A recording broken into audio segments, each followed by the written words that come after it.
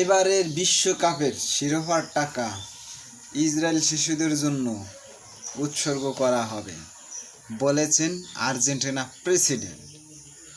এবার তিনি আরও বলেছেন, নিজেকে সবচেয়ে বড় ইহুদিবাদী রাষ্ট্রপ্রধান দাবি আর্জেন্টিনা প্রেসিডেন্ট।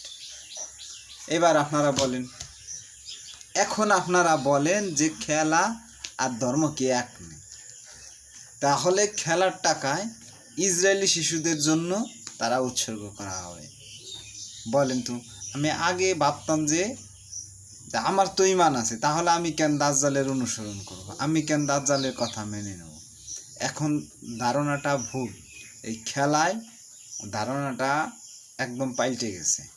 অনেকে বলতে পারেন, তাহলে কি তুমি ব্রাজিলের সাপোর্টার? না ভাই, আমি ব্রাজিলের সাপোর্ট করি না, আর আর্জেন্টিনা তো করি না ভাই। আমি মূলত খেলাধুলা তেমন একটা সাপোর্ট করি না, একটু একটু মরক্কো নিতাম মুসলিম হিসেবে। তাও ওইটা ঠিক না, তাও এটা মন্দের ভালো এই, কিন্তু তাও ওইটাও ঠিক না।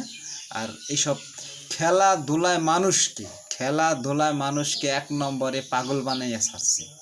খেলাধুলায় মানুষকে পাগল বানায়, মানুষের আবেগ নিয়ে খেলা করে, মানুষকে আবেগের মাধ্যমে হত্যা করা হয়। কিন্তু এটা আপনারা বুঝবেন না, কারণ যেহেতু আপনারা হচ্ছে সবচেয়ে পাগল। আপনাদের কথায় যে খেলার ধর্ম কি এক নেই, খেলার ধর্ম কি এক নেই।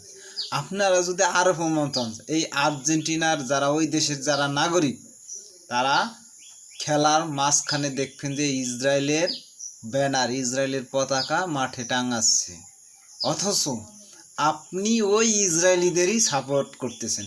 কিভাবে? কারণ আপনি তো ওই আর্জেন্টিনাদের সাপোর্ট করতেছেন, তাদের পতাকা গায়ে নিতেছেন, তাদের জার্সি গায়ে নিতেছেন, তাদের পতাকা টাঙাইতেছেন।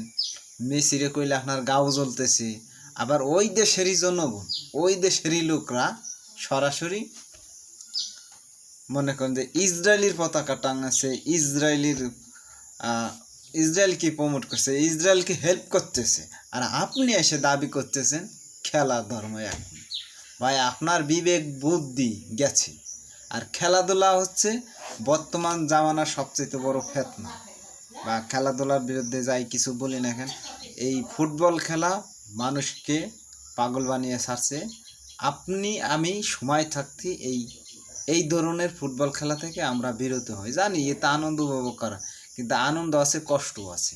এটা কি আপনি যখন হাইরে যাবেন তখন তো আপনার কষ্ট লাগবে, আপনি তো তখন আবেগে পড়ে যাবেন। যাই হোক, এর থেকে আপনি সবাই বিরত থাকি।